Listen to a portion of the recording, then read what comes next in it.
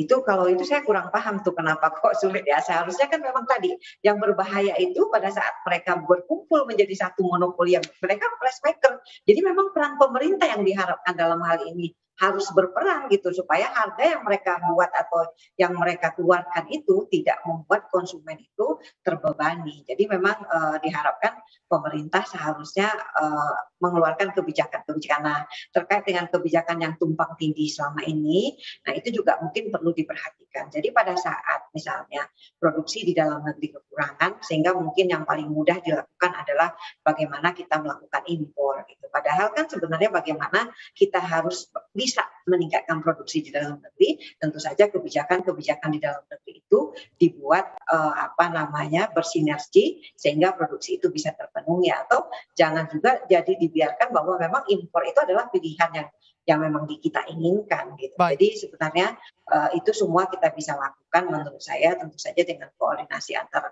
lembaga di sini, dan tadi dari keunikan atau dua jenis perusahaan perusahaan minyak saja ya, CPO tadi saja yang di Indonesia saat ini yang berbeda, ada yang full 100% ekspor, ada yang mereka membuat industri minyak goreng, refinery gitu ya, mengolah, tapi mereka tidak memiliki bahan baku sehingga mereka sangat tergantung sekali dengan bahan baku tadi itu. Pada saat harga bahan bakunya naik, maka biaya produksi mereka naik sehingga kan ya tadi mereka nggak bisa untuk membeli itu. Nah tadi DMO itu juga menentukan sama DPO itu menentukan bahwa 20% yang disisihkan oleh perusahaan ekspor itu dengan harga yang berkisar 9.000 sampai 9.300. Jadi itu juga kebijakan yang seyogyanya harusnya dilakukan oleh pemerintah dan diawasi dalam hal implementasinya di lapangan. Baik. Menurut saya seperti itu. Baik, kalau menurut Anda Pak Sarmuji ini kan juga sudah jelas begitu ya untuk nama-namanya, pemainnya juga jelas begitu, kartelnya ada di mana. Sebenarnya apa yang menjadi sulit Pak Sarmuji? Kalau ditanya apa yang menjadi sulit, mungkin perspektif yang berbeda ya antara organ-organ pemerintah. Bagi Kementerian Perdagangan, barangkali itu sudah memenuhi syarat untuk disebut sebagai sebuah pelanggaran. Tetapi barangkali ada aturan yang lain yang tidak memungkinkan bagi aparat untuk menetapkan itu sebagai penjahat atau sebagai orang yang bersalah terhadap kelangkaan komoditas seperti minyak goreng kemarin itu. Perspektif inilah yang harus disatukan di antara organ pemerintah yang ada di kabinet sekarang. Dan kalaupun ada aturan yang itu kemudian menyulitkan untuk mengungkapkan, ya aturan itu seharusnya direvisi. Karena kalau aturan itu tidak direvisi, rakyatlah yang pasti akan dirugikan karena orang-orang yang terlibat dalam penimbunan, dalam penyelundupan, dalam kartel ini tidak bisa diungkap dan tidak bisa memberikan efek jera bagi pelakunya. Oke, baik. Saya akan beralih ke Bu Dini dari KPPU. Bu Dini, kira-kira kalau misalnya sampai saat ataupun sampai hari ini aja masih ada kartel begitu ya, kira-kira sanksi apa sih yang memang cukup berat begitu bisa diberikan kepada para pelaku ini? Apakah memang juga bisa disanksi pidana?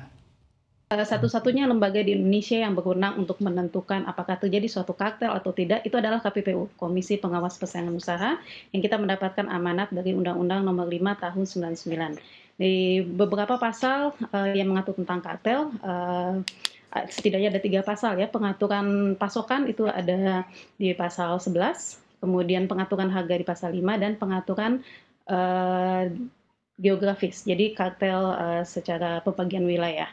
Nah, jadi ketiga bentuk kartel ini, baik dari pembatasan produksi atau pengaturan pasokan, kemudian pengaturan harga dan pembagian wilayah, ini semuanya termasuk dalam kategori perjanjian yang dilarang.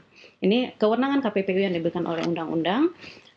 Untuk pelanggaran terhadap 3 bentuk kartel ini, sanksinya adalah penetapan untuk pembatalan perjanjian, karena perjanjian itu memang suatu perjanjian yang dilarang, tidak boleh dilakukan oleh para pelaku usaha. Nah, sanksi selain itu yang bisa dikenakan adalah dari sanksi denda, yaitu minimal 1 miliar rupiah sebagai nilai dasar denda, maksimal 10% dari nilai penjualan, atau maksimal 50% dari margin yang diperoleh oleh masing-masing pelaku usaha akibat dari kartel yang mereka lakukan. Tentunya itu akan dihitung berdasarkan pasal bersangkutan dan juga durasi waktu pelanggarannya.